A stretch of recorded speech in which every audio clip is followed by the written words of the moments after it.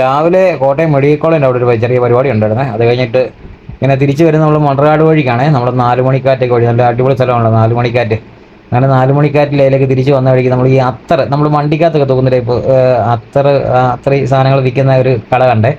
പണ്ട് എനിക്കിങ്ങനെ ഒരു സാധനം കിട്ടി. അത് ഒരാൾ തന്നതാ. അത് ഭയങ്കര മണമായിരുന്നു. ആ ഒരു മണം തപ്പി നടക്കാമെന്ന് തുടങ്ങിയിട്ട് കാലങ്ങളായി. പക്ഷേ ഇതുവരെ ആ മണം കിട്ടിയില്ലേ. അത് ഇങ്ങനെ തപ്പി ഇറങ്ങിയതാണ്. പക്ഷേ ഇവിടുന്ന് ഒരു ഇഷ്ടപ്പെട്ട ഒരു ഇത് അത്തർ എടുത്തേ. അത്തറിൻ്റെ ഒരു മണമുള്ള ടൈപ്പ് സാധനം കൊള്ളായിരുന്നു കേട്ടോ. നല്ല മണമാണ്. അതൊരെണ്ണം വാങ്ങിക്കാൻ വേണ്ടി ചേട്ടൻ്റെ അടുക്കെ നിന്നാണ്. ഒത്തിരി സാധനങ്ങളുണ്ട്. നല്ല നല്ല സ്മെല്ലുള്ള കുറേ സാധനങ്ങൾ. പക്ഷേ എനിക്ക് ഇഷ്ടപ്പെട്ട ഒരു സ്മെല്ലുള്ള ഒരു അത്ര ഞാൻ എടുത്ത് വണ്ടിക്കകത്ത് ഇടാൻ വേണ്ടി വണ്ടിക്കകത്ത് ഇങ്ങനെ കിടക്കുമ്പോൾ ഒരു മണമുള്ളത് നല്ല രസമാണല്ലോ. അങ്ങനെ വണ്ടിക്കകത്ത് അന്നേരം തന്നെ അത് തൂക്കി. അത് എനിക്ക് ഭയങ്കര ഇഷ്ടമാണ് ഇങ്ങനെ വണ്ടിക്കകത്തൊക്കെ നല്ല മണം വരുന്നതൊക്കെ.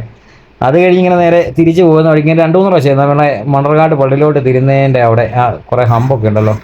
അതിൻ്റെ അവിടെ ഒരു മാംഗോ സാഗോ എന്ന് പറഞ്ഞ ഒരു സാധനം വിൽക്കുന്ന ജ്യൂസാണേ.